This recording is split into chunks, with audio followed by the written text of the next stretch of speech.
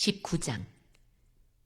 이스라엘의 왕이 없을 그때에 에브라임 산지 구석에 거류하는 어떤 레위 사람이 유다 베들레헴에서 첩을 맞이하였더니 그 첩이 행음하고 남편을 떠나 유다 베들레헴 그의 아버지의 집에 돌아가서 거기서 넉 달 동안을 지내매 그의 남편이 그 여자에게 다정하게 말하고 그를 데려오고자 하여 하인 한 사람과 나귀 2마리를 데리고 그에게로 가매 여자가 그를 인도하여 아버지의 집에 들어가니 그 여자의 아버지가 그를 보고 기뻐하니라.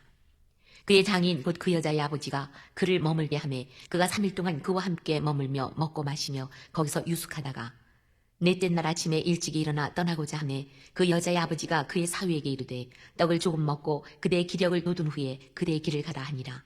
두 사람이 앉아서 함께 먹고 마시매 그 여자의 아버지가 그 사람에게 이르되 청하노니 이 밤을 여기서 유숙하여 그대의 마음을 즐겁게 하라 하니 그 사람이 일어나서 가고자 하되 그의 장인의 간청으로 거기서 다시 유숙하더니 5째 날 아침에 일찍 일어나 떠나고자 하매 그 여자의 아버지가 이르되 청하노니 그대의 기력을 돋우고 해가 기울도록 머물라 하므로 두 사람이 함께 먹고 그 사람이 첩과 하인과 더불어 일어나 떠나고자 하매 그의 장인 곧 그 여자의 아버지가 그에게 이르되 보라 이제 날이 저물어 가니 청하건대 이 밤도 유숙하라. 보라 해가 기울었느니라. 그대는 여기서 유숙하여 그대의 마음을 즐겁게 하고 내일 일찍이 그대의 길을 가서 그대의 집으로 돌아가라 하니 그 사람이 다시 밤을 지내고자 하지 아니하여 일어나서 떠나 여부스 맞은편에 이르렀으니 여부스는 곧 예루살렘이라. 안장 지운 나귀 2마리와 첩이 그와 함께 하였더라. 그들이 여부스에 가까이 갔을 때에 해가 지려 하는지라 종이 주인에게 이르되 청하건대 우리가 돌이켜 여부스 사람의 이 성읍에 들어가서 유숙하십시다 하니 주인이 그에게 이르되 우리가 돌이켜 이스라엘 자손에게 속하지 아니한 이방 사람의 성읍으로 들어갈 것이 아니니 기브아로 나아가리라 하고 또 그 종에게 이르되 우리가 기브아나 라마 중 한 곳에 가서 거기서 유숙하자 하고 모두 앞으로 나아가더니 베냐민에 속한 기브아에 가까이 이르러 해가 진지라. 기브아에 가서 유숙하려고 그리로 돌아 들어가서 성읍 넓은 거리에 앉아 있으나 그를 집으로 영접하여 유숙하게 하는 자가 없었더라. 저녁 때에 한 노인이 밭에서 일하다가 돌아오니 그 사람은 본래 에브라임 산지 사람으로서 기브아에 거류하는 자요 그곳 사람들은 베냐민 자손이더라. 노인이 눈을 들어 성읍 넓은 거리에 나그네가 있는 것을 본지라. 노인이 묻되 그대는 어디로 가며 어디서 왔느냐 하니 그가 그에게 이르되 우리는 유다 베들레헴에서 에브라임 산지 구석으로 가나이다. 나는 그곳 사람으로서 유다 베들레헴에 갔다가 이제 여호와의 집으로 가는 중인데 나를 자기 집으로 영접하는 사람이 없나이다. 우리에게는 나귀들에게 먹일 집과 여물이 있고 나와 당신의 여종과 당신의 종인 우리들과 함께한 청년에게 먹을 양식과 포도주가 있어 무엇이든지 부족함이 없나이다 하는지라. 그 노인이 이르되 그대는 안심하라. 그대의 쓸 것은 모두 내가 담당할 것이니 거리에서는 유숙하지 말라 하고 그를 데리고 자기 집으로 들어가서 나귀에게 먹이니 그들이 발을 씻고 먹고 마시니라. 그들이 마음을 즐겁게 할 때에 그 성읍의 불량배들이 그 집을 애워싸고 문을 두들기며 집주인 노인에게 말하여 이르되 내 집에 들어온 사람을 끌어내라. 우리가 그와 관계하리라 하니 집주인 그 사람이 그들에게로 나와서 이르되 아니라 내 형제들아 청하노니 이 같은 악행을 저지르지 말라. 이 사람이 내 집에 들어왔으니 이런 망령된 일을 행하지 말라. 보라 여기 내 처녀딸과 이 사람의 첩이 있은즉 내가 그들을 끌어내리니 너희가 그들을 욕보이든지 너희 눈에 좋은 대로 행하되 오직 이 사람에게는 이런 망령된 일을 행하지 말라 하나 무리가 듣지 아니하므로 그 사람이 자기 첩을 붙잡아 그들에게 밖으로 끌어내매 그들이 그 여자와 관계하였고 밤새도록 그 여자를 능욕하다가 새벽 미명에 놓은지라. 동틀 때에 여인이 자기의 주인이 있는 그 사람의 집 문에 이르러 엎드러져 발기까지 거기에 엎드러져 있더라.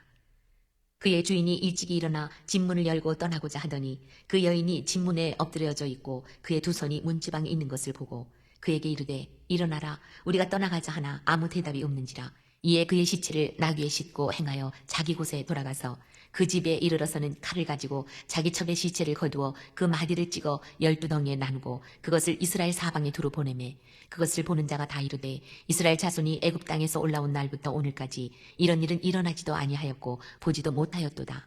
이 일을 생각하고 상의한 후에 말하자 하니라. 사사기 19장은 신령한 직책을 맡은 레위 지파 사람들의 추악한 장면을 소개합니다. 이스라엘의 죄악을 대표한 기사는 이보다 더 없을 것으로 여겨지는 것입니다. 첩을 둔 것이 화근이었습니다. 신령한 지파인 레위인이 첩을 둔 것은 부패한 생활이요 그 첩이 간음을 행함은 이중적인 성도덕의 타락입니다.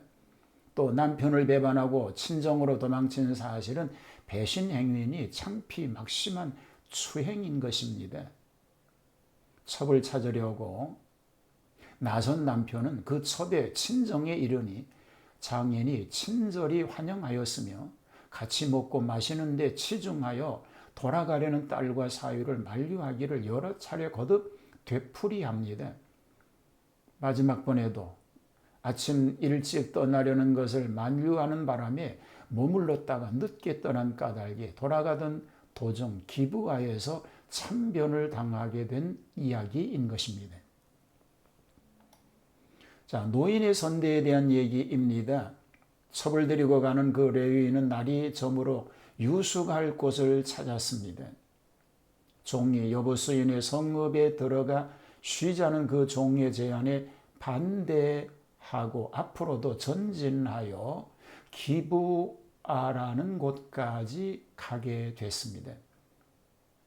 기브아인은 냉정한 사람들인지라 지나가는 행인을 유숙시키려고 하지 않아서 성읍 거리에 앉아 있었는데 마침 밭에서 일을 하다가 늦게 귀가하던 한 노인이 이들을 발견하고 자기 집으로 영접하여 유숙하게 한 것입니다. 레위인이 자기의 필요한 물품을 소유하고 있다고 하는데도 그대의 모든 쓸 것은 나의 담책이라고 하며 친절히 환대하였습니다.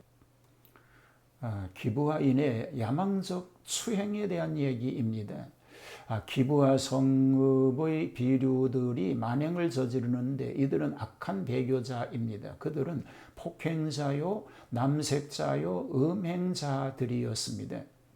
이렇게 그때의 베냐민 족속은 극도로 타락한 상태였습니다. 여기서 레위인을 영접한 노인의 경우를 볼 때 아무리 여행자를 보호한다고 하더라도 자기의 처녀딸을 희생의 대가로 내어 노력고까지 하며 보호하려고 하였겠습니까? 아마도 이것은 그 레위인이 은근히 레위인의 행사를 하는 까닭에 성막봉사에 종사하는 사람을 존중시하는 의미에서 자기의 처녀딸까지 희생할 각오를 한 것 같습니다. 기브아의 비류들이 그 레위인과 남색하겠다고 뻔뻔스럽게 강요합니다. 너희는 이런 망령된 일을 행치 말라고 합니다.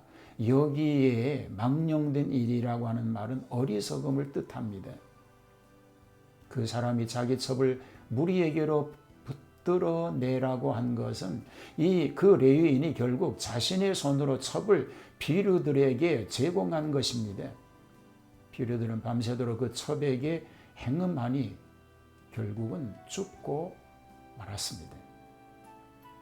신령한 직분을 수행해야 할 자는 항상 성결한 생활을 해야 하건만 육체의 소욕을 위해 살면서 자신의 거룩한 직분을 잊고 있으니 사필 규정 심은 대로 거둔 결과였습니다.